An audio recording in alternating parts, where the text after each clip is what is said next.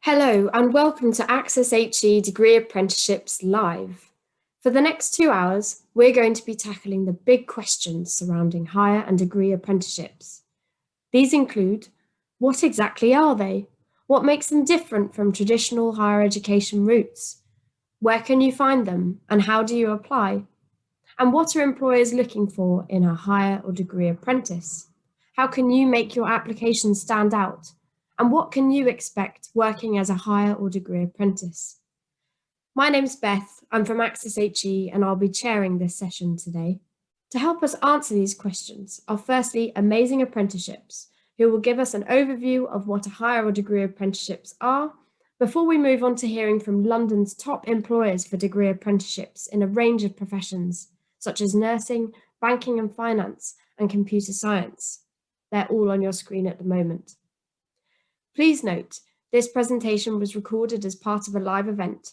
Some functions such as the Menti polls and Q&A will no longer be active. All of the links, though, to employers, websites and events you can find in the description part below.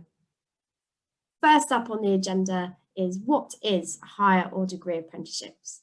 And to help us answer this question is Bradley from Amazing Apprenticeships. Welcome and hi. Bradley will be walking us through what exactly they are. Make sure you're paying attention to his presentation because there will be a quiz at the end. So over to you, Bradley. We'll just stop sharing our screen so that you can start your presentation. Thank you very much, Beth. Hopefully you can all see my presentation on your screens. Beth, do let me know if you cannot.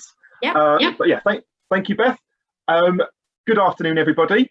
My name is Bradley. I work for an organisation called ASK, the Apprenticeship Support and Knowledge Programme, which is part of Amazing Apprenticeships. My job usually is to tour the schools of London and promote the awareness and uptake of apprenticeships among young people. Obviously, with the COVID situation being the way it is, that isn't really feasible at the moment. So I'm speaking to you now from the comfort of my own home, but the information will be exactly the same. Okay, so it may be that some of you are thinking about doing higher and degree level apprenticeships already. It may be that you're not. It may be that you are already looking to apply, maybe not. But either way, by the end of this program, hopefully you have a more sophisticated understanding of what a higher and degree level apprenticeship is, so that you can make a more informed decision about your future. All right, so without further ado, let's begin. So first of all, the very basics. What actually is an apprenticeship? Well, an apprenticeship is an on-the-job training program that mixes work with study, for which the apprentice gets paid, and at the end of the program, the apprentice leaves to the qualification that entitles him or her to work in his or her chosen field. All right, so it's not to be confused with internships, which are unpaid. Every single apprentice will earn a wage. Now, the national minimum wage for apprentices is £3.90 an hour, which often startles people because it doesn't sound like very much. But I would stress that really is only the minimum wage. Most apprenticeship programs actually pay more than that. And it's very unusual for a higher or degree level apprenticeship program to pay only that minimum wage. In fact, in 2019, the average starting salary for a degree level apprentice was £17,800. Okay. And some of the higher and degree apprenticeships actually pay a great deal more than that, into the high 20s, even some up to the low 30s, £1,000 a year, which would be a great wage to be on at age 18, straight out of sixth form. All right. Now, every apprentice works for at least 30 hours a week, and 80% of the time is spent at work, learning from the experts, and 20% of the time is spent studying. Okay. Now, the qualifications vary. They range from GCSEs and A-levels all the way up to degrees, and even master's degrees can be achieved through an apprenticeship route. It is not a soft option. It is hard to balance work and study. You have professional obligations you have to meet. You have to meet whatever professional standards the organisation sets for you. But that also, all those responsibilities also come with rights. Okay, you're a worker, so you have workers' rights. You have sick pay, holiday pay. You can't be summarily dismissed for no reason, and you have the same kind of protections from redundancy that any other employer would have. All right. So on to some myth busting then. We've spoken about the salary already, so I won't belabor that point any further. One anxiety that people have with apprenticeships is that they know apprentices will get paid less than a fully qualified employee usually. So they think the apprentice will get taken on, used as cheap labour, dropped at the end of the programme, and then replaced by another apprentice as a conveyor belt of cheap labour. Okay, that's an anxiety that people have, but the data doesn't bear it out at all. In fact, 90% of people who successfully complete their apprenticeship stay on with the company which they did it for the first few years. And those that don't, that 10% that don't, many of them go on to seek more attractive options elsewhere, right? The employability rates for apprentices post-apprenticeship are actually fantastic. As I mentioned before, you can now gain a degree through an apprenticeship. It used to be mostly vocational, hairdresser, mechanics, plumbing, but that's no longer the case. A plethora of degree options exist.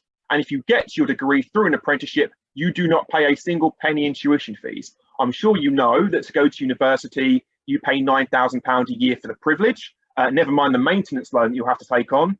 If you get your degree through an apprenticeship, you do not pay a penny because the government and the company pay it for you. So instead of accumulating debt to earn your degree, actually you get paid to earn your degree, okay? One concern that young people have is the relocation element. They know that when they go to university, very often they will leave home for the first time, and that's an attractive option for them. And they hear that most apprentices stay at home whilst they're doing their apprenticeship. Now, that is true.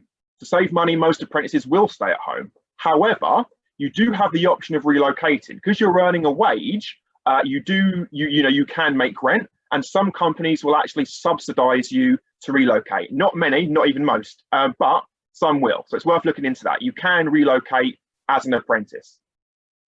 Another anxiety young people have is the social life. They appreciate that, mixing work and study is difficult, balancing the two. Are they going to have time to enjoy their youth? Not an unreasonable question. Well, to be honest, the apprentice will have less free time in the working week than a normal university or A-level student. However, having the work and study mixed together does negate the need for a Saturday or after school job because you're already getting paid. So that time is freed up. Moreover, because you're earning that wage, you can enjoy your free time properly. Hard to have fun with no money. Earning that wage means you can enjoy yourself fully. All right. So moving on to the different levels of apprenticeships then. Now, the first two of these won't be relevant for this talk because we're looking at higher and degree apprenticeships today, but I will still tell you about them in brief, just so that you know what not to look at when you're researching for your opportunities in the future, okay? So level 2 intermediate apprenticeships are the equivalent of GCSEs, and they can be started at age 16 after your GCSEs are done. And level 3s are the equivalent of A-levels, and again, can be started at age 16 once your GCSEs are finished, all right? Now, levels 4 through 7 can be higher apprenticeships, although most hires are level 4s and 5s. And a higher apprenticeship is a foundation degree, all right? Now, a lot of people turn their noses up at the idea of a higher apprenticeship because it's only a foundation degree, because, they're academic, they're studious, they've been expecting to get a degree their entire life. But very often, a higher apprenticeship is all you'll need to qualify you for that job. So, for example, Facebook had one advertised a few weeks ago. It was just a hire, a level 4, and it was paying the young person £25,000 a year. And you can be assured that that young person will go on to have a very lucrative career in that industry, okay? And that's just with a higher apprenticeship. There is also the option of doing a full degree one afterwards. You can reapply for a new course to get your full degree if you want to. So don't be too sneery when it comes to the higher apprenticeship, right? But then 6s and 7s, most of the 6s and 7s are full degree apprenticeships, with some of those level 7s even being master's degrees, all right? Okay, so higher degree apprenticeships, some of this we've spoken about already. You learn, you earn, you avoid that debt. One thing I would stress is that you are still registered as a student. That 20% study time will be with a university. If you're doing a finance degree apprenticeship with Barclays Bank can't issue you with the qualification because they're not an education institution. Yeah, it will be the university they're partnered with that will issue you with the qualification. So you get a full normal degree. Some people worry that a degree apprenticeship is kind of like a subordinate type of degree, or it will say degree apprenticeship on the certificate. It won't. It's a normal degree. You just earned it in a slightly different way. You will also be able to apply for a National Union Students Card, which will entitle you to various discounts because you are still a student, still studying at university. All right. One major bonus for degree level apprenticeships is the experience factor. All right. You're always hearing employers say, we want candidates who have experience, and young people are always replying, well, I don't have any experience yet because I am a student. I've been studying. This is a great way of breaking that catch-22, because when you're studying and working for your degree apprenticeship, you are proving to employers that you can work in that industry, not just in theory, but in actuality, because you've already been doing it. All right. And this puts you in very good stead for promotions in the future because you've got that work experience under your belt. All right. Now, the length of apprenticeship programs can vary. Some of them are just 2 years. Sometimes the program will be elongated because you're studying less. All right. But that isn't always the case, but sometimes it will be. And when you're applying, they'll tell you in the description how long the course will last for. All right. And here are just some examples of degree apprenticeships available. You can see the range now from architecture, aerospace engineer, first officer pilot, solicitor, senior journalist, storyboard artist, paramedic, amongst many others. And just to give you a sense of the range, there are some more here: radiation protection scientists, artificial intelligence data specialist, even church minister and harbour master can be achieved through a degree apprenticeship now. Every single sector now has an apprenticeship route into it. I'm not saying every job within every sector. So, for example, if you wanted to go into the field of medicine, you could through the nursing role or some other support role, but you couldn't qualify as a doctor yet through an apprenticeship route. So every single sector, if not every single job. And here are some examples of organisations that offer apprenticeships. Now, about half the apprenticeships you come across will be with small companies you've never heard of. And in some ways, they offer quite attractive programs. Because if there's only 7 of you in the company and you're one of them, that company's success really depends on you doing well. So they invest a lot of time and effort into making sure that you flourish. However, these larger organisations also have very well vetted and very well respected apprenticeship programs. Young people who are interested in the humanities, like history, politics, English, very often go into the civil service, and you can see the Cabinet Office there. But all branches of the civil service offer apprenticeship programs. If you're interested in public service, the Royal Air Force and all branches of the military also offer apprenticeship programs, as do the Metropolitan Police. If you're interested in engineering, Network Rail offer 120 apprenticeships in London every single year for engineering. Jaguar Land Rover will offer engineering apprenticeships too. If you're into IT, Google, even if you're a creative person, organisations like ITV and BBC will offer apprenticeship programs. All right. One last remark though, before I move on about the companies, don't be too prejudiced based on what the companies are most famous for. All these big organisations have lots of different departments they need to help them run. So you can see, for example, Starbucks on the board there. You might think, is that an apprenticeship in making a fancy coffee? And the answer is no. You might be working in their cybersecurity department, their logistics department, their HR department, their legal department, all right? So you can find opportunities in places where you might not necessarily expect to find them. So keep an open mind.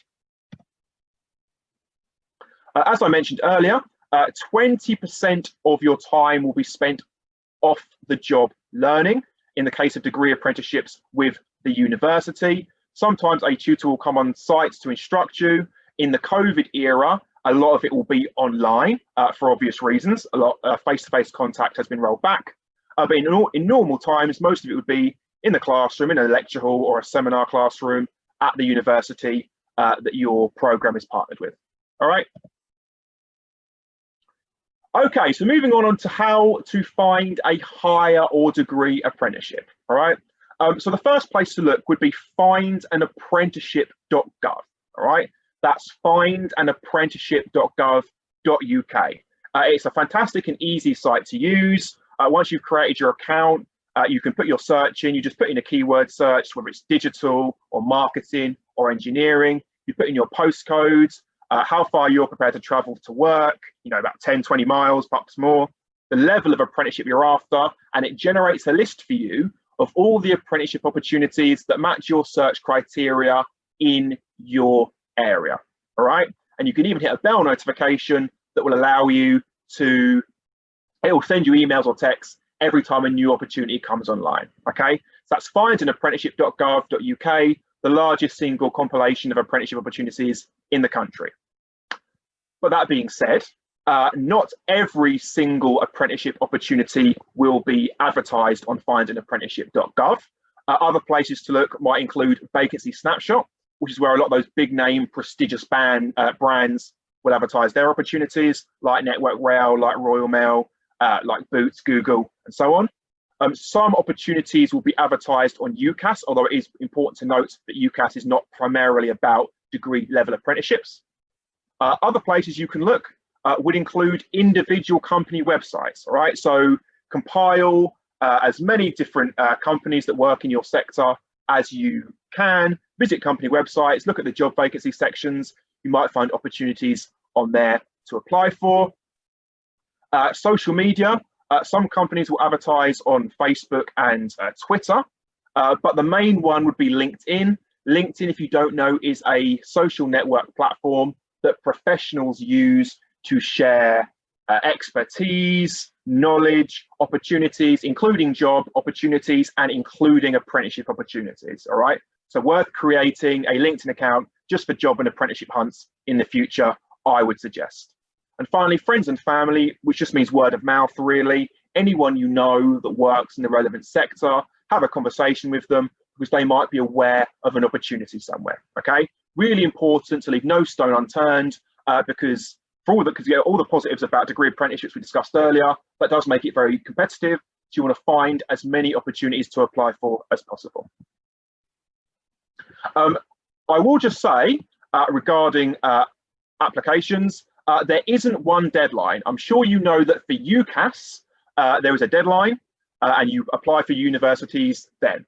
There isn't a deadline for apprenticeships because you're applying to the company itself as if you were applying for a job, because in many respects it is a job, all right?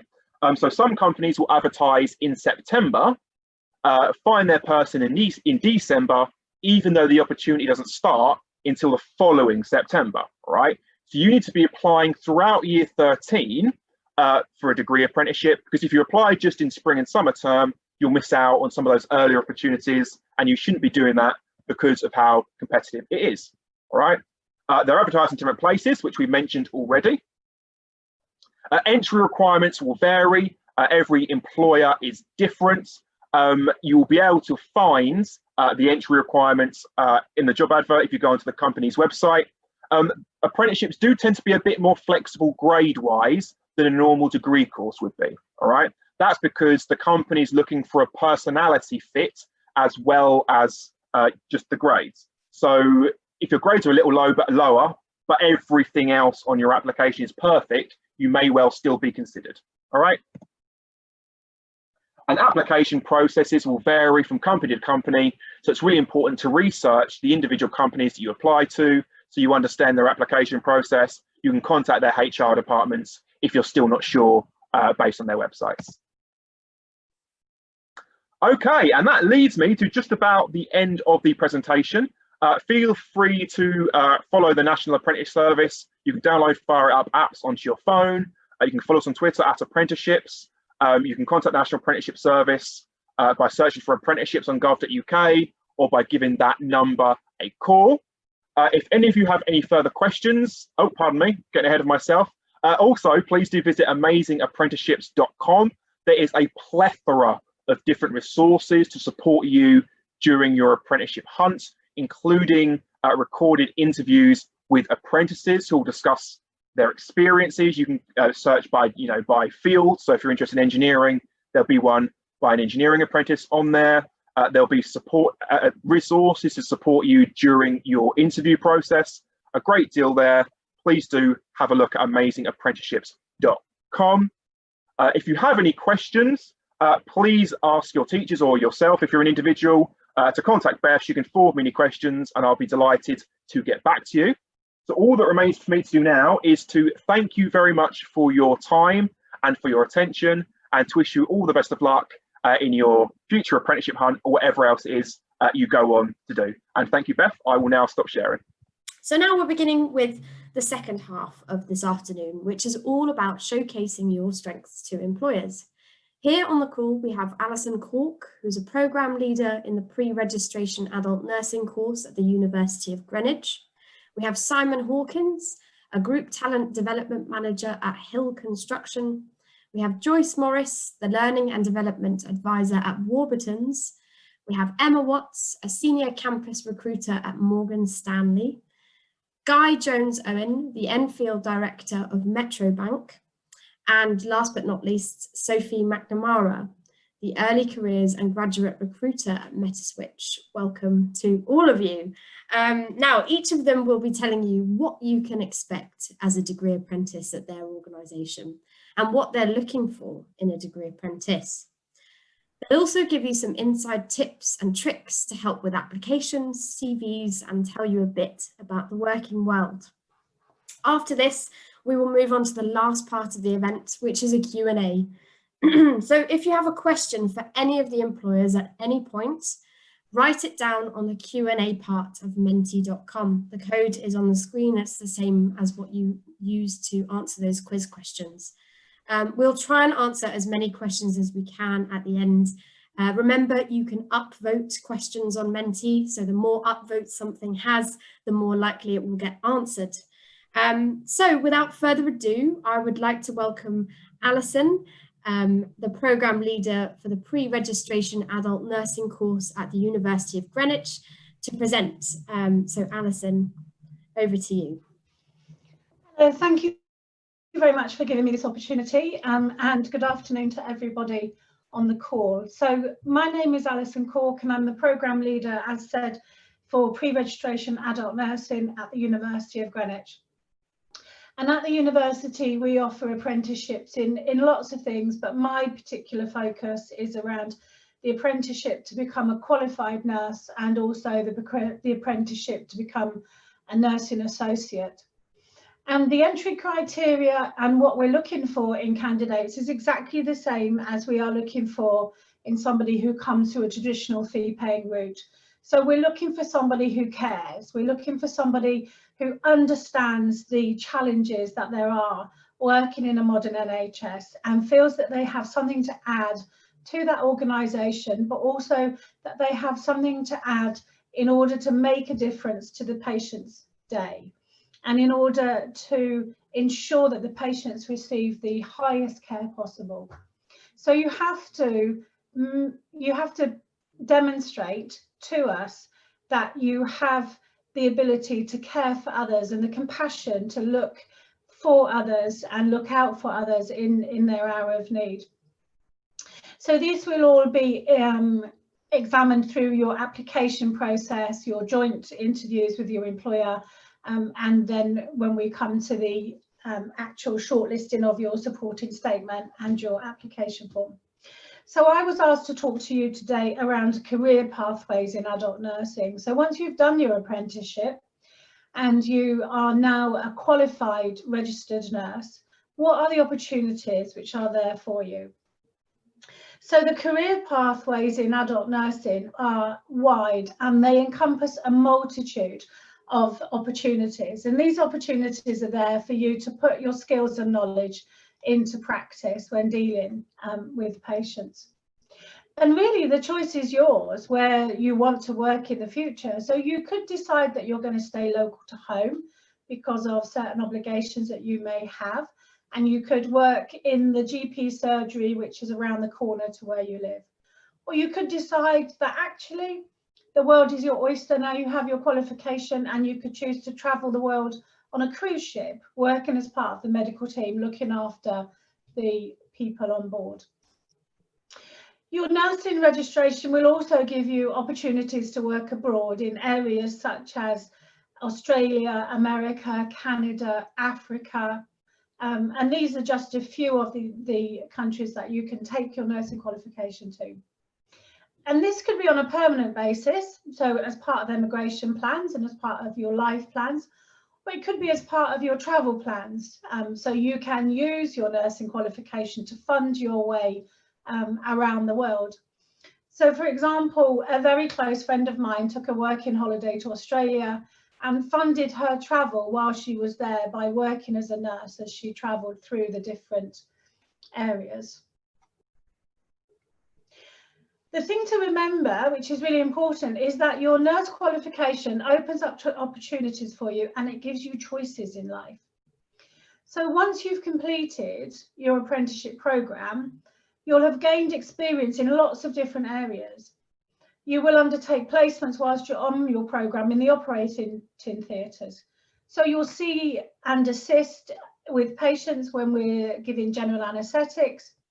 You will be working in the actual operating theatre under supervision, obviously. You may be involved in passing instruments to the surgeon whilst the operation is actually taking place, and then recovering the patient afterwards as they come round from the general anaesthetic. You'll also be allocated to the emergency department, so you will see patients come in who what we call are time critical. So these are patients who really need something done now, otherwise their condition is going to deteriorate and they are going to have life-changing or life-altering from that. You will be allocated to intensive care units. So these are patients, and you will have seen them on the news recently, where patients need a little bit of extra support to help them along their way to recovery. Medical and surgical wards, so these are wards within the hospital. Medical wards, you might have patients who are suffering from asthma or have had a stroke, and on your surgical wards it would be patients who are coming in for operations.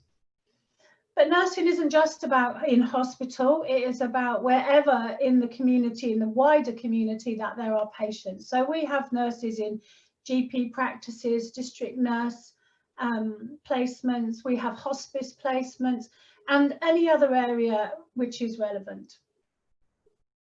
So when you think about the future career pathways, whilst you're in these placements, you'll have one of two moments of revelation.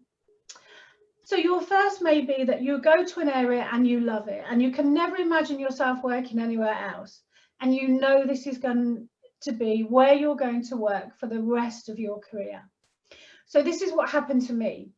So I went to the emergency department as a student nurse in the second year of my programme, and I realised very quickly that my skills, my knowledge and my attitude fitted in with the philosophy of emergency care. And I knew I could never work anywhere else and be fulfilled as a nurse. The second may be that you love every placement you go on. You feel fulfilled in every placement and you really enjoy the patient and the relative interaction and the multidisciplinary working, because as a nurse we work alongside doctors, physiotherapists, occupational therapists, pharmacists. We're all there as a team to make the patient safe, secure and recover. So sometimes this can create a challenge for you if you do love everywhere, because where do you then go to work once you qualify?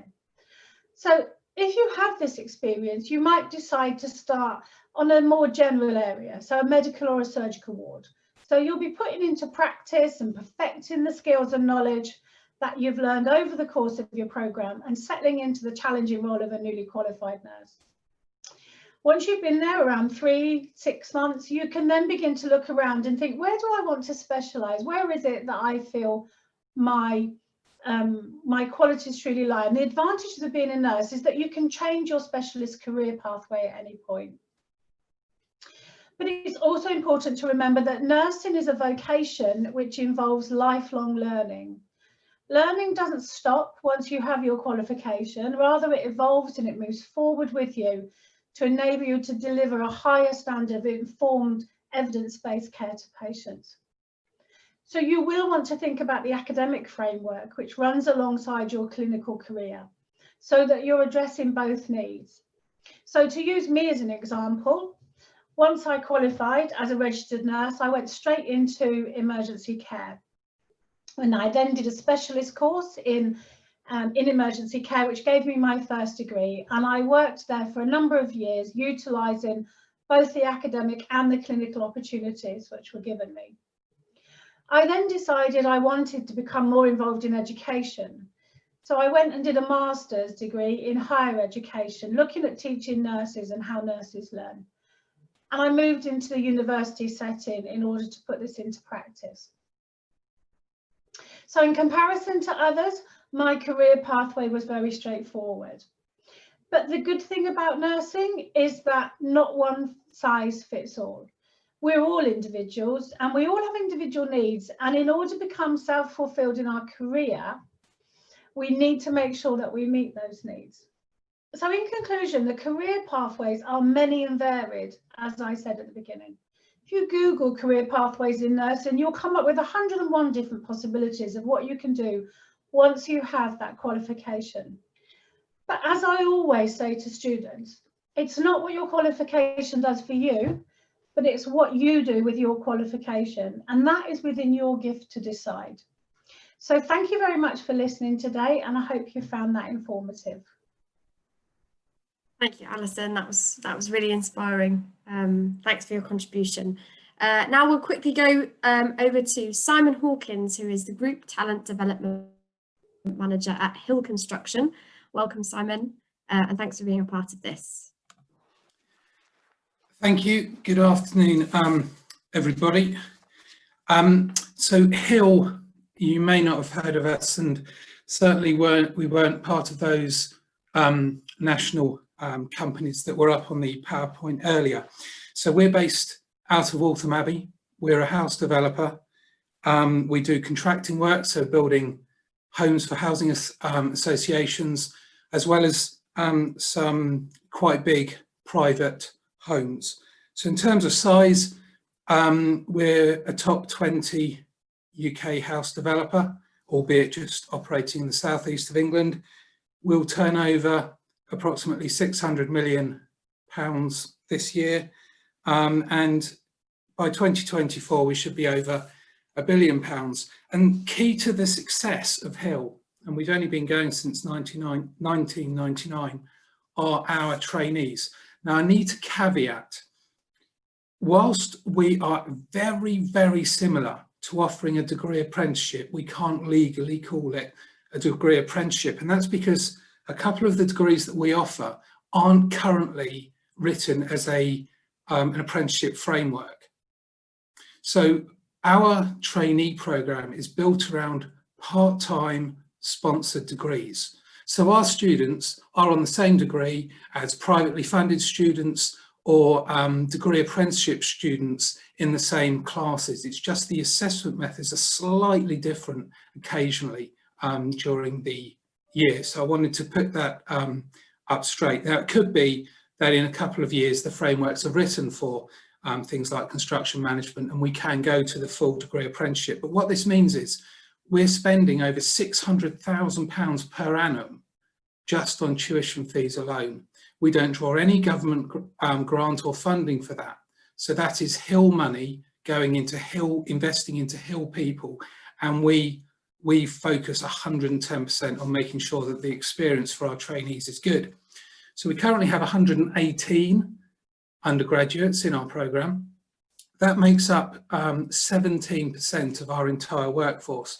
And when you take out head office functions such as myself, for example, then actually out on our sites, 1 in 3 of our workforce is either in the programme or a graduate of the programme. Now, I'll go on to the programme in a moment because I don't have long, but I was asked to give some CV tips, so I'll give these at the front end of the presentation. So top 3 CV tips from me, and you'll get tips and advice from all sorts of people, but these are the ones for me. Please make sure your CV is relevant for the job you're applying for. I know it would be very tempting to fire off 50 CVs that look exactly the same because it means that you can get it over and done with as quickly as possible. Tailor those CVs and the evidence you want to put on the CV to the job advert.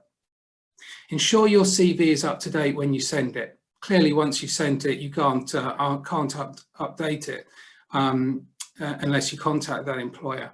but make sure that your work experience is up to date and your predicted grades are up to date. So many CVs I see have predicted grades of 6 to 8 months old and they've forgotten to update them.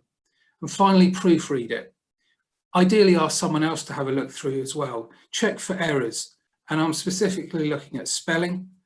Font can change through a CV quite spectacularly wrongly on occasion. Grammar and also alignment. So essentially, when I click open a CV on an application, that is the first impression I get of you.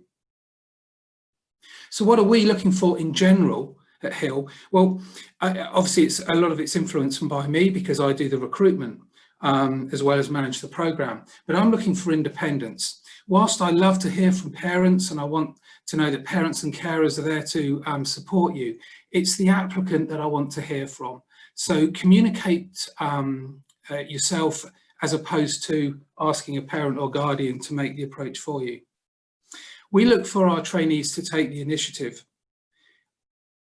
Initially, for example, if invited to an interview, I find it a bit suspicious if you call up asking which bus route to take or how long will it take to get to us. Reasonable questions such as do you have parking available? Absolutely fine. But in terms of getting to us, then I would see that as the first sign that there may be maybe an alarm bell ringing with regards to taking the initiative. And finally, as an employee, we're looking for our trainees to make a step change from the structured school environment. The professional arena is different. Even within a trainee programme, degree apprenticeship, you'll be required the majority of the time to manage your own calendar, to prioritise and to know when you need to ask for support or when it is that time to take initiative. So as I say, we're looking for a step change when you move away from the school environment. So what can you expect from us? Well, we offer a number of different job roles. Trainee site manager, a trainee contract surveyor, often known as quantity surveying, trainee architectural technician, that's run from our Cambridge office, trainee land developer, which is right at the front end, working with local authorities, farmers, looking for opportunity to build homes on, for example. Trainee technical coordinator, so if design and technology is your thing and you're interested in sustainability, trainee technical coordinator will cover those, because we are, in a sense, trying to produce carbon neutral homes with contemporary design. And people at the moment are looking for open plan living as well. Well, that reduces the amount of walls that keeps the roof up and also where you put all the utilities. So there's a whole design element that you can get involved in that. The surveyor, of course, will come along and say, that's far too expensive, we can't do that. So the surveyor's job is to try and find the best price from the supply chain, and so it goes on. So actually, when you open the lid of construction, there's a whole lot of finance roles, commerciality roles, design roles, negotiation roles. So don't just think of a pile of mud with a bricklayer trying to build a wall in the middle of it. The amount of professions are well in excess of 100 that you could go into once you've completed your degree. We offer a supportive, dynamic and also competitive environment. Crikey, 118 people, typically between the ages of 18 and 25. There is a lot of competition there.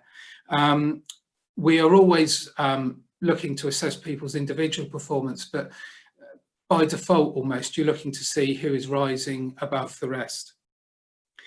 We will provide you opportunity to see other parts of the business. So you might be employed as a trainee site manager. In your first year, you'll spend 19 weeks working in other parts of the business to understand what they do, but also what your role plays in that. And we do pay for all the tuition fees. So you don't have to pay for any tuition. Key textbooks, we'll purchase those as well. And this isn't just about getting a degree. This is about a career. And immense pride. On the 1st of October, we appointed a gentleman called Harvey. And Harvey started as a trainee in 2006 with us as a trainee technical coordinator. He has just been appointed regional director for our southern region. which stretches from Hampshire to Kent and all the way up to south of the River Thames, South London.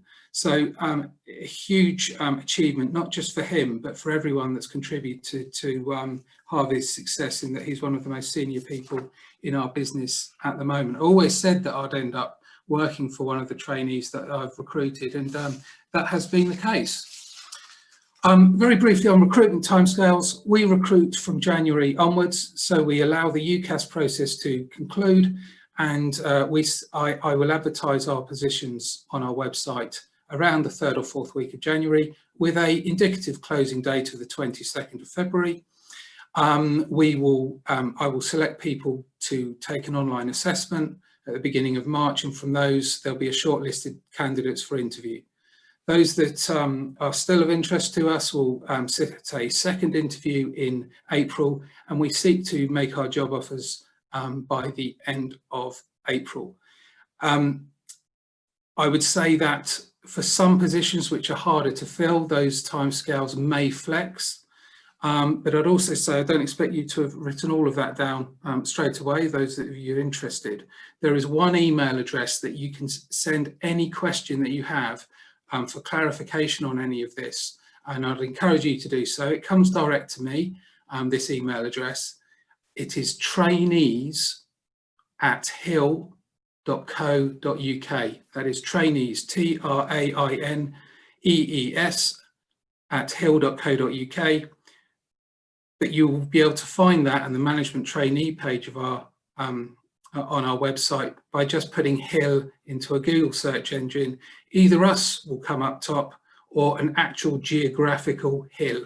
One of those two vies for the top spot each day, and you'll be able to find information that way. Now, I do apologise, I've got to leave, so I won't be with the Q&A later, because I'm actually reviewing with ARU Chelmsford the online delivery success of their degrees over the first 3 weeks of term. So it is relevant. But as I say, if you do have any questions, I'll look out for your emails coming into trainees@hill.co.uk. Thank you. Thanks so much, Simon. Thanks for your time. And yes, all of those dates and things, you can email that address and you can get those in more detail. Sounds like you're looking for the next Harvey. Yeah, we are. Yeah. Thanks so much, Simon. I know you have to go, so thanks for joining us. Thank you for the invitation. Okay, great. Well, next up, if you wanted to know how to actually ace that application, what makes an applicant stand out, how to ace your interview, we'll be hearing all of that in the next few minutes. So next up, we have Warburtons. And from Warburtons, we're going to be hearing from Joyce Morris, who is the Learning and Development Advisor at Warburtons. I believe some of her team are also on the call. So if I could welcome you now, Joyce, Kevin and Casey, I believe. So over to you. Yeah, that's correct. Joyce is sitting in the room with us as well, but it would be me and Kevin who will be presenting as the degree apprentices at Warburtons. So I'm just going to share the screen.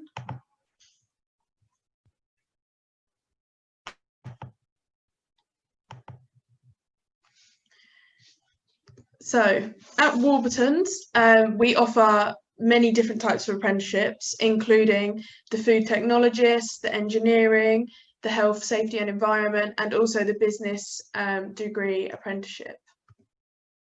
So who are we? So I'm Casey and I'm one of the degree apprentices, and Kevin, who will be presenting the second half of the presentation, is also one of the degree apprentices at Warburtons. So what you can expect as a degree apprentice at Warburtons. So the apprenticeship is a great opportunity to gain on-the-job experience whilst also studying for a fully funded chartered degree, business management degree.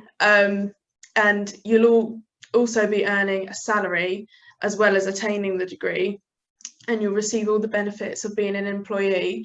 These include things such as holiday pay, profit share, and we also have a bread shop at each site, so you do get discounted bread as well. There will be many projects as well that you'll be doing during your time on the course. and there will be collaboration between the distribution and the manufacturing. And another key point, which I think is very important, is being very committed to the job, because it's not easy having a job and studying for a degree at the same time. There's the manufacturing and the distribution. You will spend time in both, and then you will go off to each sector to then choose which one you prefer. And I think another key point is being very committed as well, because it's quite easy when the workload gets high during assessment periods. It can become quite stressful, but as long as you manage your time efficiently, you'll be absolutely fine. So you just got to be willing to take on a challenge, and yeah, have fairly good time management skills. So I think another key area is being able to sort of relate to our values that we've got as a company. And the values of the company are family, ambition, responsibility, quality, and care. So first off, with family, being a family-run business, I mean, everyone is, you know, counted for. Nobody's seen as a number, and everyone is treated with 100% respect. We're also very ambitious as a company. We are continuously improving projects and things that are going on during the workplace. Responsibility, as a company, we like to take responsibility to be sustainable and benefit the environment as much as we can by using, you know, more efficient packaging and vehicles that may produce less emissions than some of the older vehicles that we've got. And then going on to quality, we're really passionate about the quality of our product, and we know we care because our name is on the product, and we want to sort of produce the best that we can against all of our competitors. And lastly, with care, we really care about the product that we produce, and two, we also care about our community and all the people that we have involved. We do offer programs with the community, and we do go out and do presentations to schools where we offer lots of education and awareness around the brand and what benefits this bread and our ingredients can have to our customers' health. So I'm now going to pass you over to Kevin, who will be speaking to you about what makes an applicant stand out. Hiya, so yeah, I'm Kevin. I'm the other degree apprentice here at Warburton's. So when you to get the apprenticeship, of course, you've got to go through the application stage. And one of the most essential things before actually applying for the job is research behind what the job involves, make sure it is sort of what you're looking for, and the end result qualification is what you want to get out of the job. So just as Simon Hill said, tailoring your application is one of the most important parts. There's no point in having an application with no background research in or directed into a different industry than the one you're trying to apply for. So that falls in with, is a job right for you? Is that what you want to do? Can you see yourself in that job? Is it in line with your values? Is the business values match yours? And then also just showing an interest in the business and industry. It just shows your employer that you are sort of eager and you want to learn and you can learn. But again, most importantly, it shows that you will actually have fun learning that. Then the next bit is the actual application process itself. So making yourself stand out from a crowd is very important, as apprenticeships are continually getting more and more people applying for them, because you get sort of your degree paid for, you're earning a salary whilst getting the on-the-job experience. So for Warburton's, one of the things was meeting the Warburton's values. That was essential. You had to be able to fit in with the business environment and care about the product, but then also the degree itself as well. It has to be something that you want to do. In your application process, you can talk about your grades, your sort of background and all that, but one of the most important things I would suggest is telling them about your hobbies, your interests, your enjoyments. They want to just get to know you, so that way you're not just a figure on a piece of paper. They want to know about yourself and about what you're going to bring, your experiences. Another important one to include isn't just about what you've achieved, achieved. So your grades, it's actually about what you want to achieve as well. So like your ambitions, where do you see yourself? Where do you want to get to? And that way the employer can see a development stage for you, especially with an apprenticeship. And they want to develop you as you are the future in the company. So another one is driven. How driven are you? What are your goals? What are your expectations? You have to have, mentally, you have to know what you want, and you have to take it. You have to show them that you can take all the opportunities thrown at you. And here at Warburtons, there are a lot of opportunities in all areas, as Casey just mentioned, distribution, manufacturing, business management. And then one of the most important things that was mentioned at the start is, remember, grades aren't everything. So a lot of people get put off applying for especially degree apprenticeships because they feel like they have to meet the grades. There will be a bottom line grade that you do need to meet, but if your predicted grades aren't in line with what you actually achieve, businesses will help you develop and get over that hurdle. Because again, they're not just employing a grade, they're employing you as a person, employing what you can develop into. So yeah, so thank you very much for listening. If you've got any questions, feel free to ask. Yeah. Thanks so much, Kevin and Casey. That was a really great presentation, and definitely got me thinking as well about, obviously you guys are degree apprentices, and I hope someone asks in the Q&A about the social side of things, because obviously, you know, there's notorious for traditional university goers to, well, not at the moment, they're not really going out and partying, but you know, can you do that with a 9-to-5? So yeah, for those of you that have just joined, you can ask Kevin or Casey or any of the employers we have presenting now a question. You just have to go to menti.com, enter the code 1649571 to ask them a question. So thanks so much, Kevin and Casey, for your time. That's great. Thank you very much. Thanks. We are now going to hear from Morgan Stanley, and we're going to hear from Emma Watts of Morgan Stanley. She is the senior campus recruiter there. She's going to be talking to you about everything they look for in a degree apprentice, what makes an applicant stand out to them, but also how to ace your interview. So I'll pass over to you now, Emma. Welcome.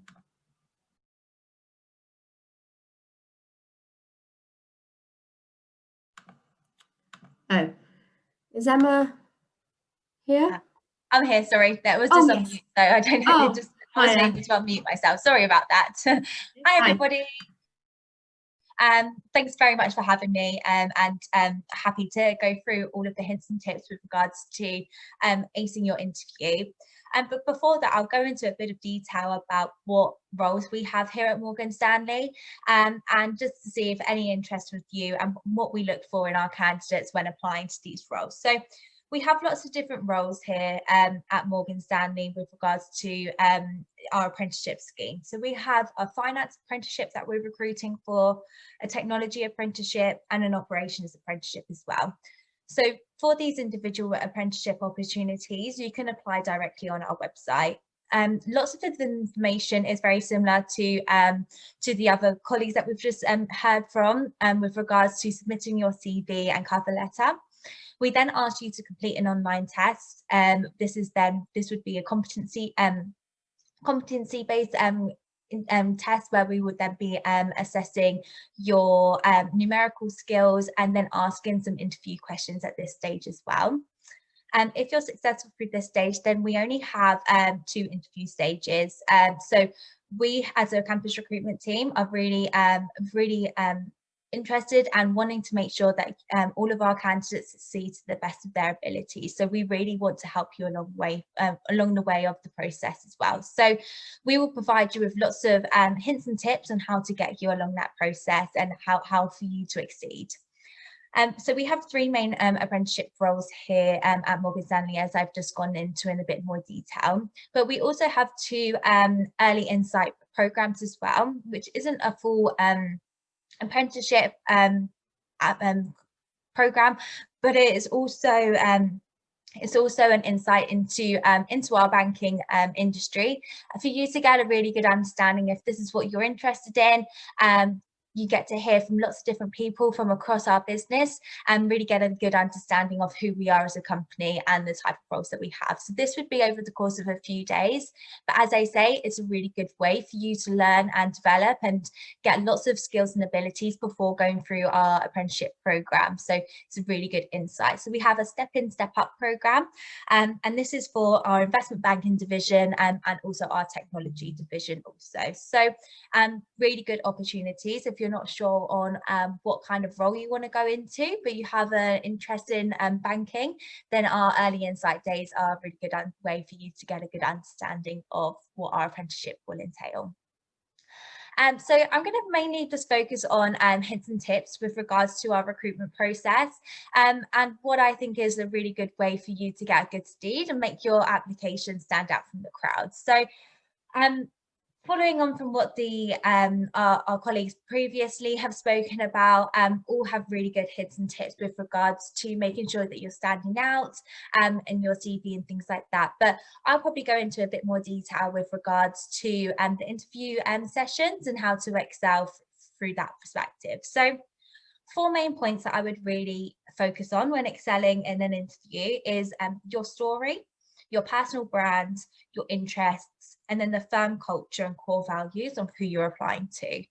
I think these 4 things are really important when producing an application and when you're coming in for the interview stage to really focus on these. Firstly, every interview is different. It all just depends on what role you're applying to what discussions that your interviews would have. So it doesn't matter if you're applying for investment banking or any kind of industry, it doesn't matter.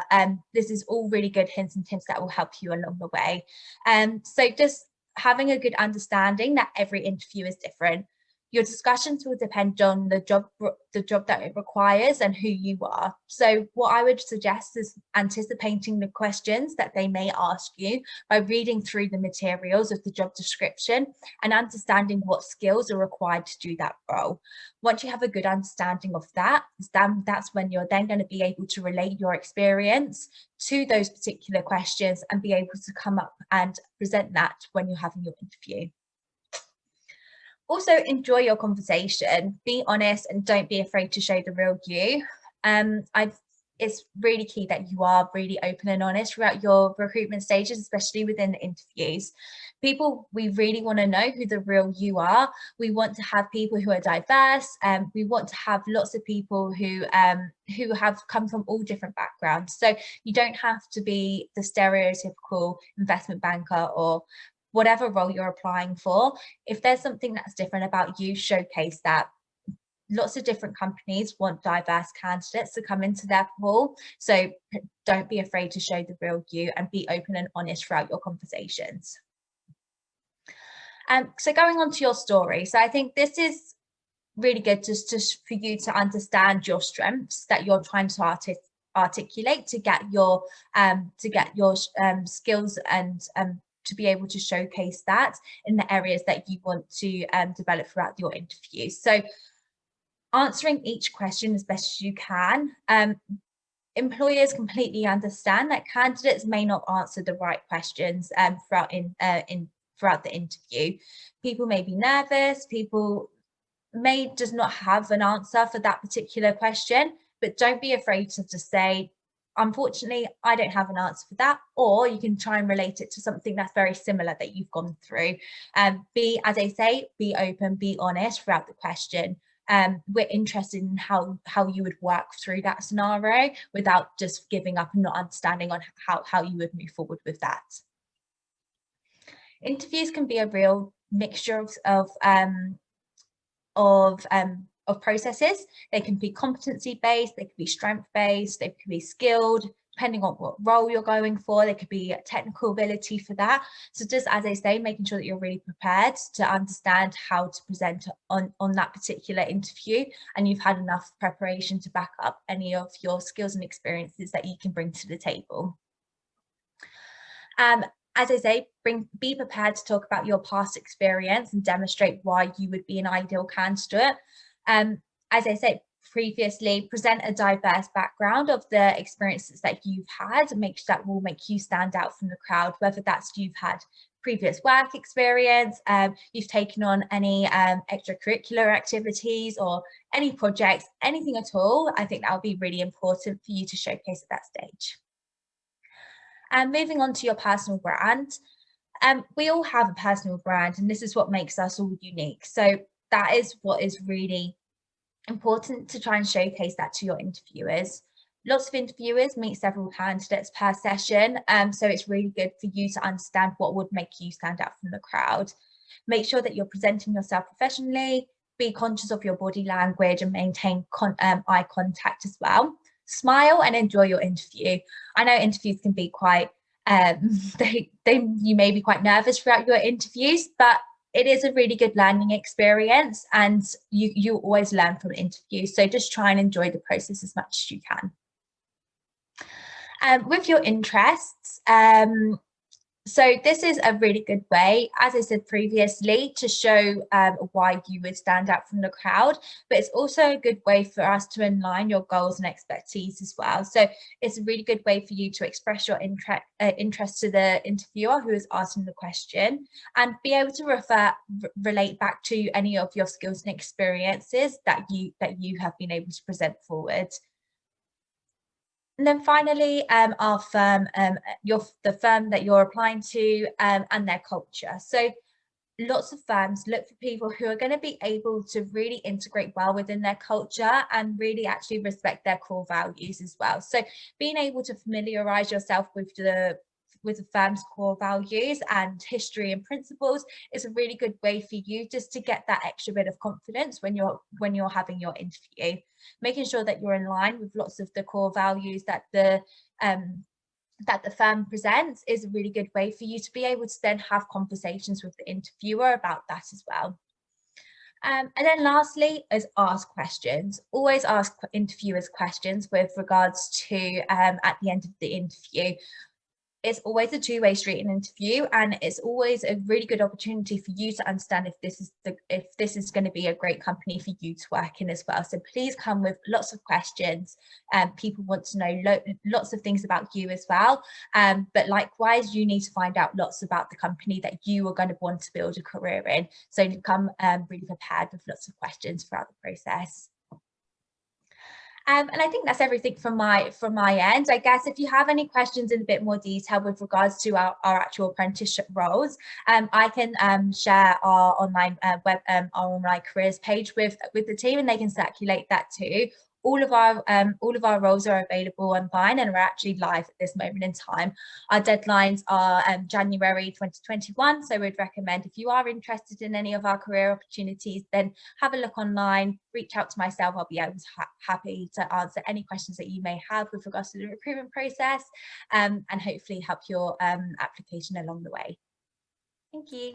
Thanks so much, Emma. And wow, so you do have some positions live at the moment. That's really interesting to know. So great, thank you. Thanks for that. That was really useful in terms of interview tips, and how someone can really ace that interview. And I really like that idea of a personal brand. So we've actually had lots of questions coming in on the Q&A. I'll just sort of give a flavour of what we've got so far, which is, do you actually have a social life when studying for an apprenticeship?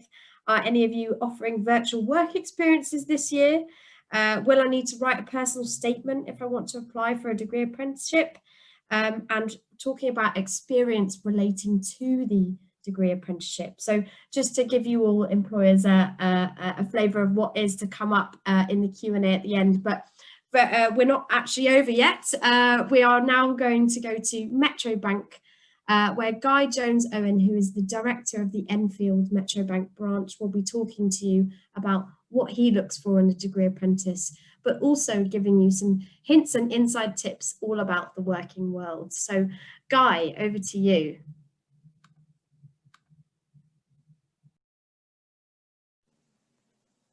Thanks, Beth. To our technology there. It's really weird not being able to see anyone I'm talking to, so it could be there's no one there. But if you are, you're probably fidgeting a bit at the moment, so I will be brief. But yeah, so I'm Guy Jones-Owen. I'm the area director for Metro Bank. Metro Bank was the first high street bank to launch. It was in 2010 for 120 years. And I'm quite passionate about this subject because I didn't go to university. Back when I joined the bank a long time ago, they ran a similar program to this. It was called the Apprentice Program. And I joined straight after school after doing 2 A-levels, and I got leave to go and do some studying. Back then it was for the chartered banking exams as it was. So, you know, I've built a career on the back of this, and so I know it works. Currently, we have a similar program to the one that I was in, and that is that we're taking in 18-year-olds, individuals that have done their A-levels, wanting to come in to banking. Tend to be through stores, tend to be as cashiers initially. But if you work hard, we see individuals progress to junior management within 5 to 7 years. And then, you know, the world of finance is just absolutely massive. I mean, you can do anything. I'm not going to even reel off the examples. There are so many, but a lot of people then go on to do commercial finance, asset finance, all that sort of stuff within the bank, or even move to other banks. I was asked to talk about the world of work, which is a massive brief. So I thought, do you know what, I'm going to cheat. I'm not going to answer this question. I thought the best thing to do, given that I'm talking to you, is to actually go and speak to a few of my guys who have joined us within the last 2 years. So they're probably 3 years above you in terms of age, 3-4 years possibly. So I'm going to talk about that. I'm going to make the assumption that, you know, you've got a position at the bank and they're trying to just give you some insight into what they thought worked well for them. I would say if there are any individuals out there that are looking to go self-employed, you know, I would be more than happy, and I know my details will be shared after, for you to come into the bank and we can have a chat about how you can do this. I appreciate that's not for today, but, you know, sometimes we get a lot of questions around that, so I'll be happy to support. And I'm also making the assumption that we're not in the COVID world giving this advice. So when I spoke to my guys, I said, look, you know, what are your thoughts? You know, what should we be talking about here today? And they said, well, look, the first thing that they would say to you is you need to become work ready. Now, I appreciate that many of you might have part-time jobs at the moment, and you understand the importance of being punctual as well as looking and acting professionally. However, starting your career is a real step up from this. So, you know, the guys were saying, you know, make sure you get yourself into a routine before you start work. And I know I'm going to sound like a parent here, but it's about having earlier nights and making sure that, you know, if you've done your A-levels, you're having a great summer, you suddenly turn nocturnal, you need to switch it back before you start work, because the worst thing you can do is turn up to work, you know, well, late, but also tired.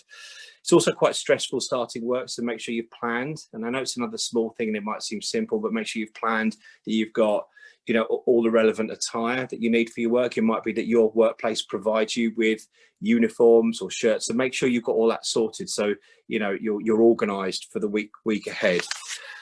And one other thing that we do, and I'm sure a lot of businesses do, is we do meet your manager.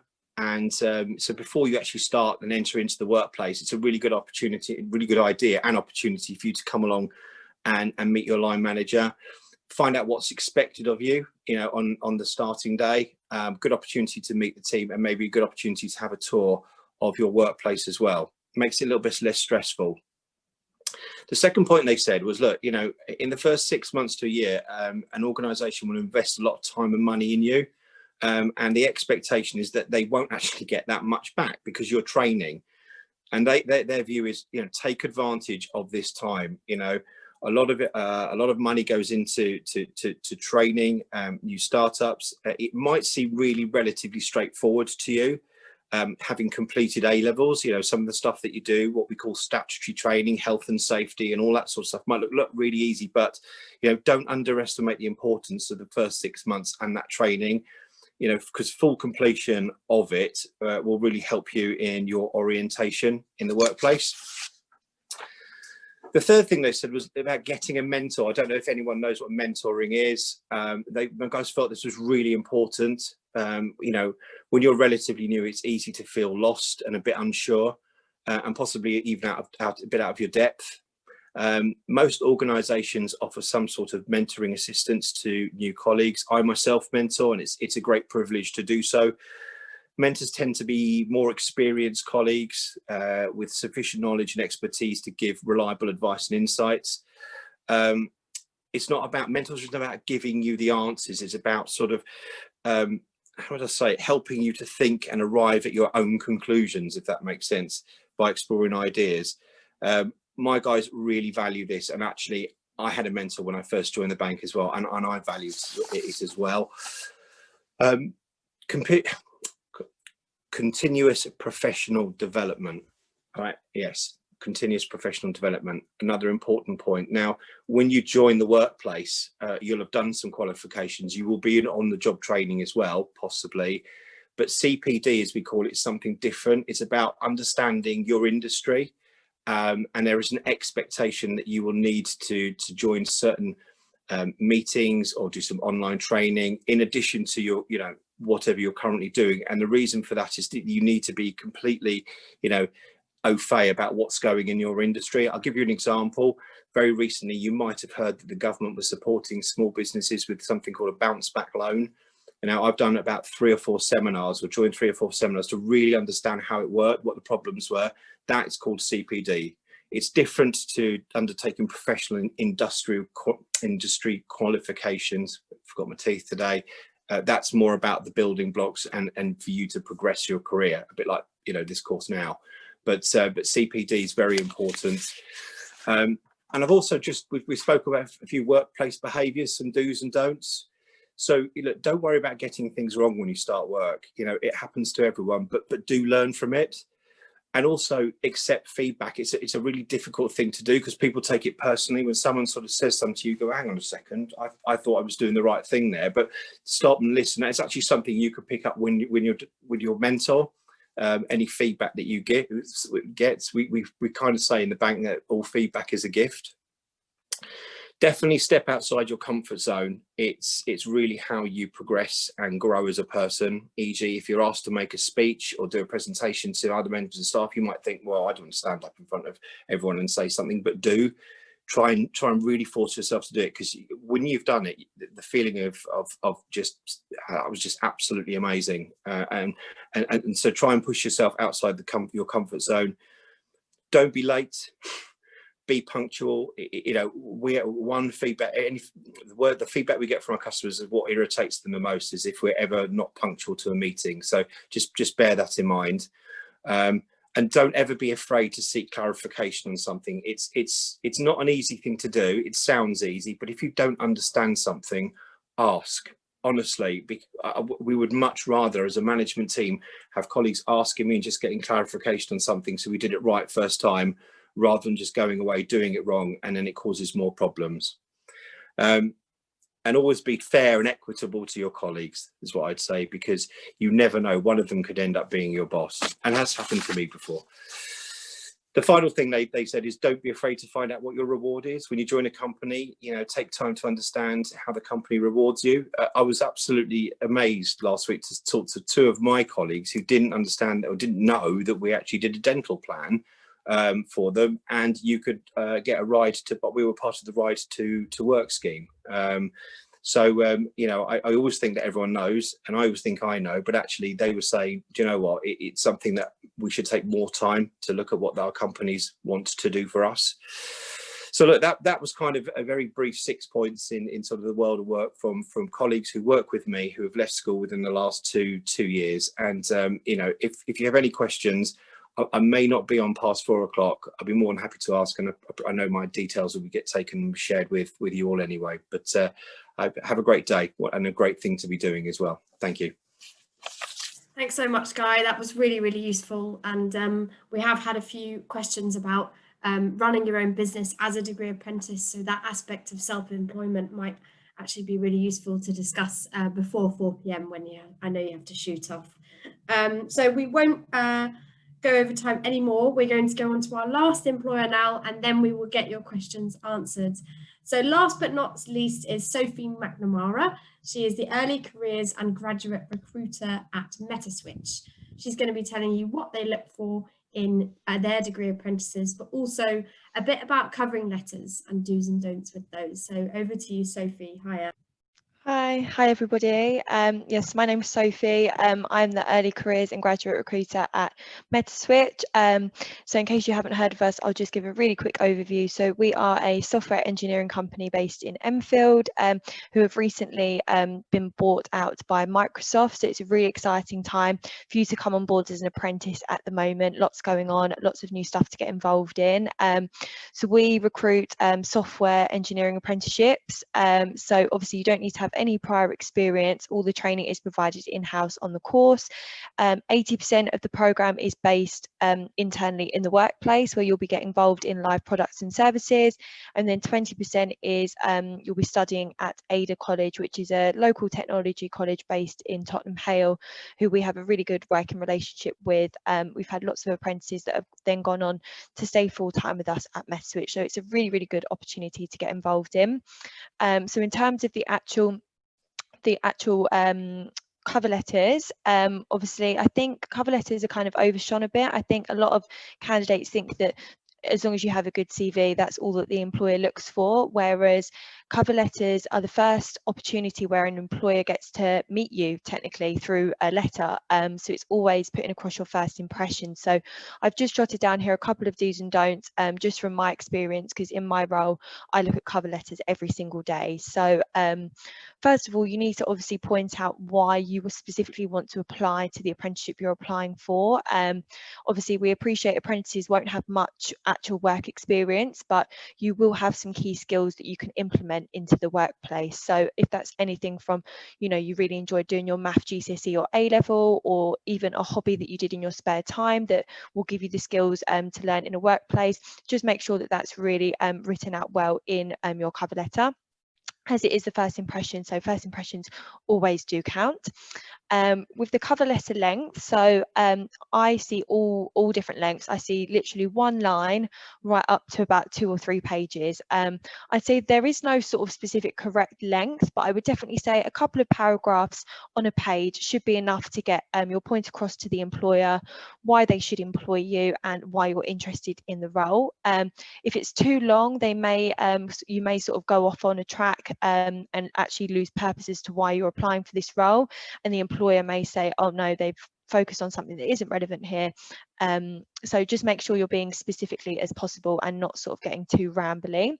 But again, I'm not saying that you can't put 2 pages. If you're really passionate about applying for a role, obviously 2 pages is fine. I'm just kind of doing it from average from what I've seen.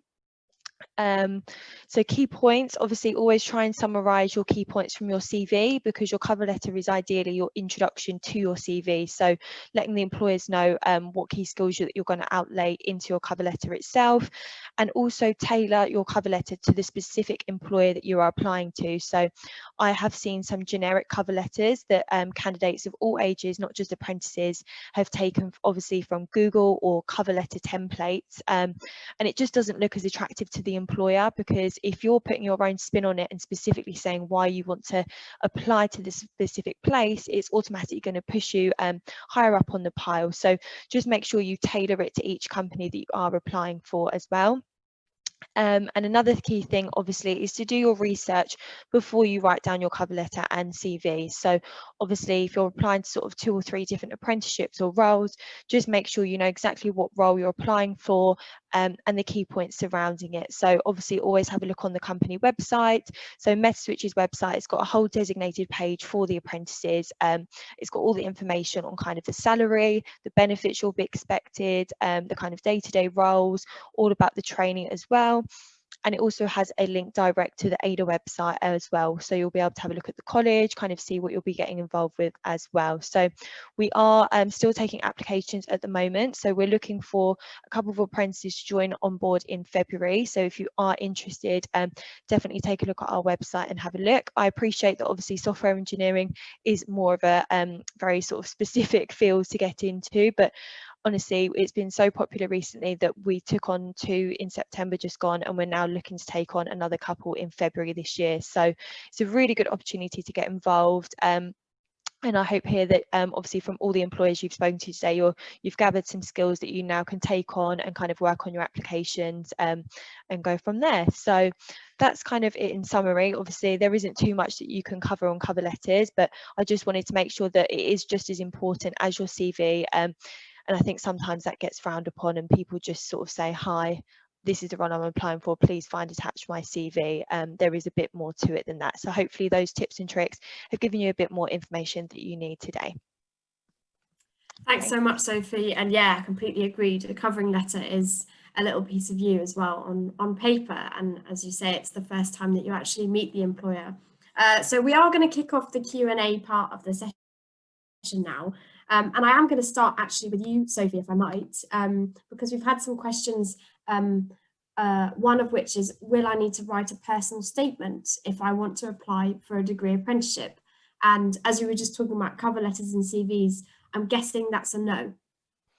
No, so we here at MetaSwitch, we don't look for a personal statement, because as long as you've put enough in your cover letter and on your CV, normally the employer will have enough information to gather.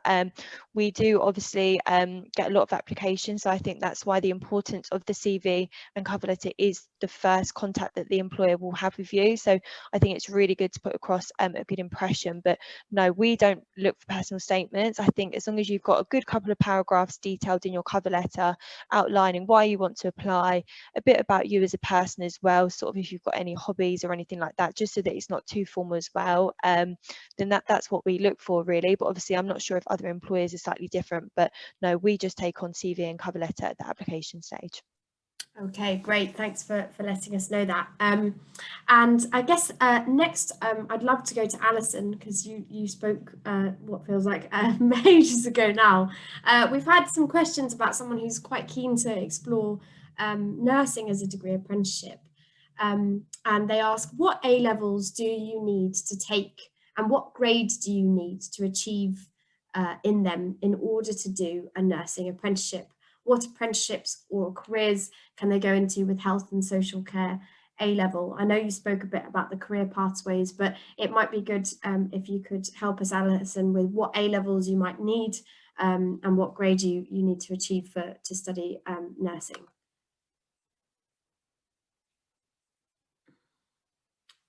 Okay, maybe we'll revisit that question with Alison a bit later. Also we've had a question about experience, and someone on the chat is worried they don't have any experience related to the apprenticeship that they want to do. Can they still be accepted onto it? I'm not sure if any employers would like to speak to this about perhaps not needing necessarily strict experience in that area. It'd be good to hear from one of you. Guy. I don't mind answering that. So, I mean, look, this is more generic in terms of applying for a role, you know, having done A-levels. Experience, you know, we're looking for zest. We can see the way we're looking for individuals to come forward who, you know, have a passion for dealing with people. You know, we will train you. That's our role. That's what we do.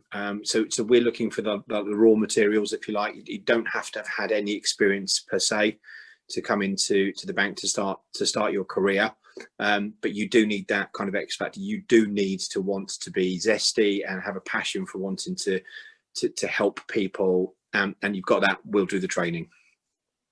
Great, loud and clear. Thanks, Guy. Emma, did you have anything to add to that about experience and what experience you need? Oh, you're on mute. Sorry. Yeah, no, absolutely. I think a key thing to look into as well is, as I mentioned earlier, like companies' core values and what they look for in their candidates. You don't necessarily have to have all the key skills at this stage in your career. This is really early stages, so we want to just make sure that we are recruiting people who are really passionate about what they're doing, wanting to learn and wanting to really drive, and can really see themselves building a career within that particular company. So just making sure that you're really looking at that company's core values and you can see yourself progressing there. We can teach you everything, but we just want to make sure that we've got everybody in line with what we feel passionate about for as well. Absolutely, really useful. Thank you. There was also a question specifically for Morgan Stanley, actually, if you wouldn't mind, Emma. It was regarding the online test that you mentioned, and I don't know if you could provide a bit more information about what that involves.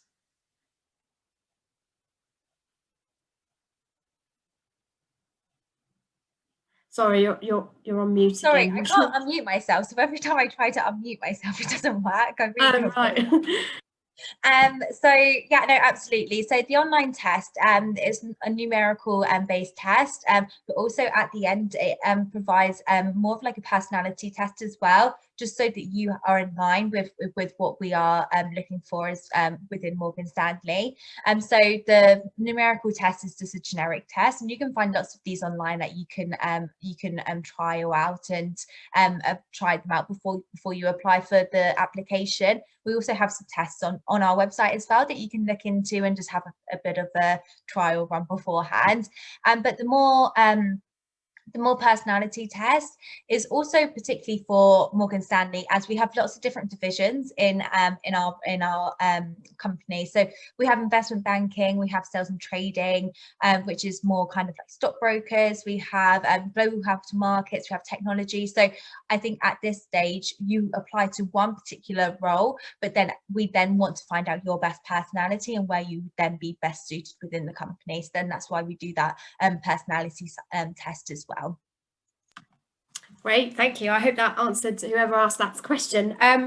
There's also been a question about how long is an apprenticeship, and I was hoping to draw in Kevin and Casey, who are our degree apprentices on the call at the moment.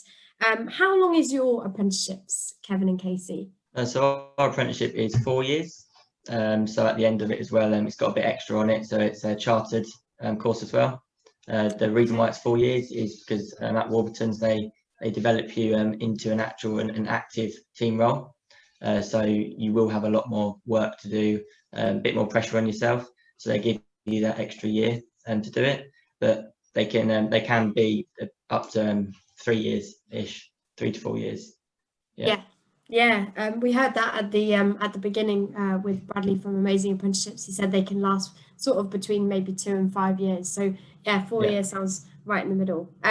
Great. And whilst I've got you here, I'd love to ask you about your social lives, if I might. I know it's probably been a bit weird now. Nice to see that you're in an office though.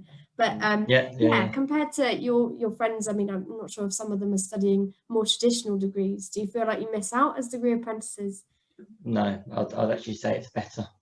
I'd say it's a better social life. You have the money to go out.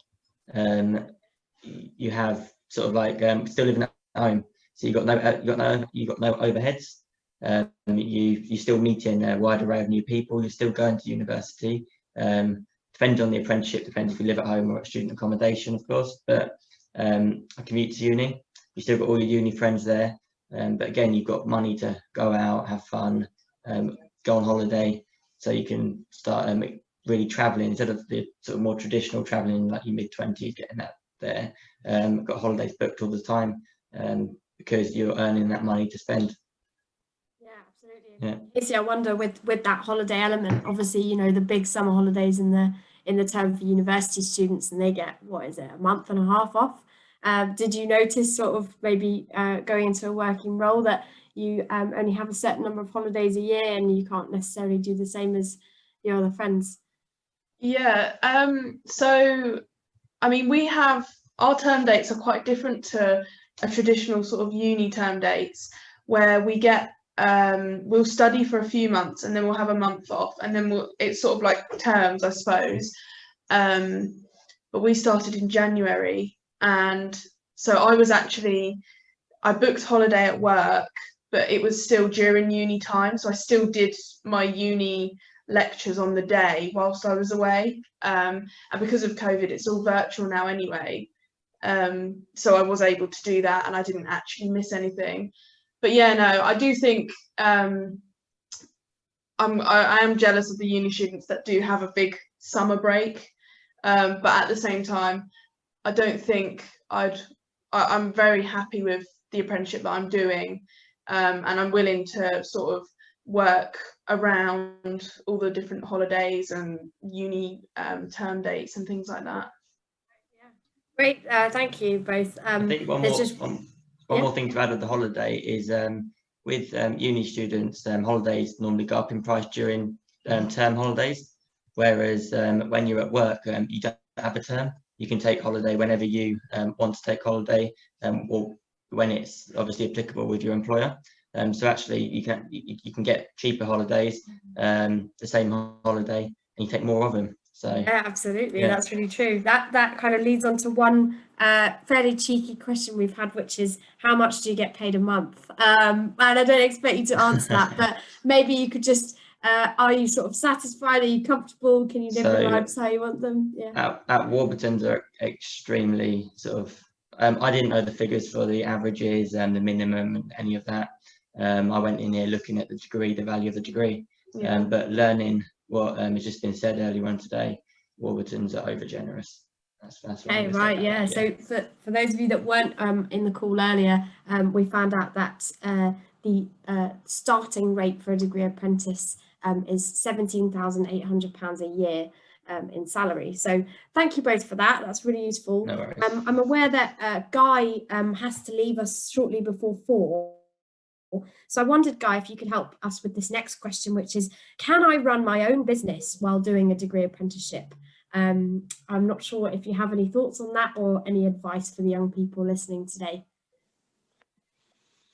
The honest answer is I really don't know on that. I might have to refer that to a more maybe to even MPhil LA. I don't know. I really don't know. We can find out for sure. Obviously we don't. But what we will do in the bank is we will talk to anyone who's interested in starting up their own business, but help them with advice on, putting together a business plan, understanding, cash flow, those sorts of things, which we've done for a couple of schools already. So we're more than happy to give that advice and some support if it's needed. In terms of actually understanding the question, I really don't know. I can't tell you. Sorry. Yeah, no, that's absolutely fine. I do know one degree apprentice actually who has her own catering business on the side of being a degree apprentice. So I know it is possible, but I think Guy's your guy to speak to if you wanted to talk about self-employment. And actually, Guy, whilst I have you here, just before you leave, there is a question about virtual work experience. Obviously, the difficult times that we're in and the opportunities open to young people are more limited than they were. So are you offering any virtual work experiences this year to perhaps year 10, year 12, year 13, so that they can get a feel for your company, for Metro Bank? Our work experience is being looked at the moment. So currently we hadn't done any in terms of work experience per se. We are looking at what we can do. So just keep an eye, as you probably are, on the websites at the moment. And I will try and make a point if I hear anything in the sort of not too distant future to update this forum and maybe get a message out. But as it stands at the moment, to answer your question, no. It is being looked at though, okay. And if we do hear anything, I'll let you know. That's great. Thank you, Guy. Thanks so much for your contribution this afternoon. Take care. Thanks a lot. Sophie, I wondered if I could go to you and ask the same question about a virtual work experience. I'm not sure if there's anything at MetaSwitch at the moment. Hi, yeah, so at the moment, obviously, we didn't have anything implemented, but obviously, we're not going to be expected to go back to the office until sort of early start of next year. But we are in talks with trying to get a program in place. Obviously, if we are still virtual with everything going on next year, obviously, I hope that next year students will be able to come into the office and do practical work experience. But no, because we have a high work experience scheme at MetaSwitch, we normally take on between 6 and 8 students over the summer months, from year 10 right up to year 13. And they can go into any area of the business that they want, and it's normally engineering, but they can come into HR or recruitment if they want to as well. So we're currently putting together a placing plan so that hopefully we can be prepared as possible if needs be to do it virtually as well. That's great, thank you. Emma, I'm not sure if you have anything going on at Morgan Stanley currently for virtual work experience that you could help us with. So no, not at this stage, unfortunately. As I said previously, we have our early insight opportunities that will be running around springtime, so around March time. So we're currently having applications open for them at this moment. So it's not particularly work experience, but it's a good opportunity to get good insights into lots of different divisions and opportunities within Morgan Stanley. But apart from that, unfortunately, we don't have anything else that's live at this moment. Okay, thanks so much for that, Emma. I wonder if I could ask you, there's some people asking questions that they don't know if a degree apprenticeship is necessarily for them. What would you advise somebody who's weighing up, universities or apprenticeships? Would you say perhaps go for both, or how would you sort of make that decision? What advice would you give? Yeah, absolutely. Well, first of all, I would just say network as much as possible, making sure that you're speaking to lots of different employers and see the opportunities that they have. I think it's really key to understand that you don't have to go to university to get really good opportunities. There's lots of opportunities out here that you will then put you in good stead up to the same degree, up to the same amount as somebody who has a university degree. So that's not the way to go forward if it's something that you want to. So I think at this moment in time, if you're unsure, then making sure that you're speaking to lots of different employers is the really good way to get a good understanding of what is actually out there. As I previously mentioned, particularly in Morgan Stanley, we do insight programs as well. So if it's something that you're unsure about, but you don't want to commit to a full program, then you can come over to us. This year it's going to be virtual, but normally you would be coming into the office for a few days. We'd give you insights into lots of different divisions, let you know what we do as a company and things like that. And I'm sure lots of other companies would do the same. So then this will give you a good opportunity to understand if that's something you want to go into, or whether you would like to go into university and gain more skills and experience from that perspective instead of going straight into work. So I think just speaking to lots of different employers and getting a good understanding from what they have to offer is a really good way to find out what's the best thing for you at this stage. Yeah, great advice. Thank you, Emma. So your Insights program is where people could go to find out a bit more. Great, thank you. And Kevin and Casey, if I might return to you again, how did you decide on an apprenticeship and being a degree apprentice? What was it that you chose? Why did you choose that over traditional university routes? So for me, I never really liked the idea of university. I'm not a huge sort of party person because I know a lot of the uni life is spent out socializing. So that was one of the things. But also, from when I can remember, I have always been sort of working in part-time jobs anyway. So to go from my A-levels to then being at university where I may not have a great income as such, it was sort of a no-brainer for me to go for the apprenticeship, because it would be the exact same thing as getting a degree, also getting a salary, getting many other benefits on top of it, and yeah, you're getting on-the-job experience, and you're walking out with no debt. So yeah, for me, I'd say the apprenticeship was a no-brainer. Yeah. So my thing was I do really enjoy going out. I go out a lot. For me, one thing that did draw me to uni was the opposite to Casey. It was a social life. It was like out every night, all that sort of stuff. And that's the persona that university gives. However, when it comes to reality, a lot of my mates are at uni, and the reality of it is you can't afford to go out every night. You can't afford to sort of go out to clubs and all that with entry fees and prices. Whereas when you're working, you can. It's the opposite. You can afford to do these things. Time as well. I think that's brought up earlier. Saturday, Sunday, you might be working a part-time job to pay for your uni fees. Whereas I work my days that I'm allocated, and then I've got the other days off, downtime. I can go and have fun. I can go and enjoy myself. And that was the one thing that drew me to the apprenticeship most. It was not sort of staying out of debt and enjoying myself whilst I'm actively learning. Yeah, absolutely. And especially London prices as well, you know. Yeah. If you're a student here, it's a bit of a struggle.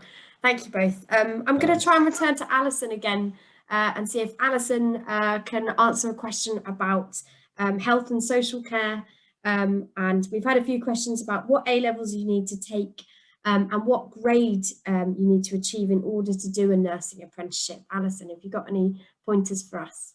Yep. Okay, so in order to do a nursing apprenticeship, in most organisations you have to have the UCAS tariff, which is published. So because it is a professional programme and it leads to registration on a professional register, we have the same entry tariff for apprenticeships as for fee-paying students. So it's normally between 112 to 150 UCAS points. Doesn't matter which A-levels you do, really. Obviously, if you do biology, that's going to really help because you are going to be looking a lot at human anatomy and physiology. A sociology degree will really help you because that looks about the world within which we work and live. And psychology, if you could, if there is a psychology A-level you could do, that will really help you as well. But in the same frame, chemistry is a big part of what we do, looking at different chemicals and different drugs that we give to patients, rely on chemical interactions. Maths is a big part of what we do with our drug calculations. So any A-level really, it wouldn't exclude you if you didn't have a science A-level. Some universities ask for science at a GCSE. We don't, we just ask for English language and maths or equivalent. So you could use a functional skills or any equivalent that you have to a GCSE in maths and English. We also, and most universities will take BTECs and those kind of qualifications as well. Does that answer your question? Yeah, that's really useful. Thank you. And just quickly, while I've got you here, someone's asked, where can I apply? How do I even find them? Where can you apply for a health and social care apprenticeship or in that field? And maybe that speaks for all apprenticeships as well. Is it on the university website? Is it on the employer's website? The difference with me and everybody else here is I'm talking from the university perspective. So when you do a degree, I'm not the employer, and they would have to go to one of their local trusts. Now, some trusts will put out adverts for nurse degree apprenticeships, and you would advertise, apply online. So it's always good looking at NHS Jobs or the local trust websites. Most trusts will have an apprenticeship manager, and if you are interested in either the nursing associate or the fully registered nurse, my advice to people would be to phone their local trust and ask to speak to the apprenticeship manager, and then they will be able to tell them what they are offering. And then we work in partnership with the employers to gain people into university. I see, right. So get in touch with your local NHS trust. That's your advice. Thank you very much, Alison. And just obviously listening to the cause, talking about the kind of the party thing around university, it absolutely is, but it's there, but only if you want it. And what I would say is, if anybody is choosing to do a degree apprentice, is they really need to look closely at the university to which the employer is affiliated, because it is much a part of the university experience as an employment experience. And some universities have different strengths and their unique selling points. So it's important that they look at the university as well as the employer. It shouldn't be a decision made just on the employer. Yeah. Thank you very much. Okay. I guess, also seeing if you've got what it takes to be a degree apprentice, because obviously there's lots of it's a 9 to 5 hours, you have to be very organized, time commitments and all of that. So it's really also weighing up if it's the right option for you. Okay, thanks very much. I wondered if I could ask Sophie quickly from Metaswitch where their positions are advertised. Is it through a university or is it on the Metaswitch website? So our role is all displayed on our website. So if you head over to metaswitch.com /careers, and then if you click on, there's a specific tab just for apprentices. And then if you click on the apprenticeship button, it's got all the information there on how you need to apply, how you upload your CV and cover letter. And it's also got a link to the college as well. So the college is Ada Technologies, that's ADA. They are based in Tottenham Hale, so they're not too far from Enfield. And they're a really good college that we have in place. We've had lots of students there all passing with flying colours. So yeah, it's a really good relationship that we have with them. But yeah, it's all on our website if you want to head over and find out more details. Okay, thanks. So it's looks like you're going to have to go and find the employer and go onto their website to find their apprenticeship.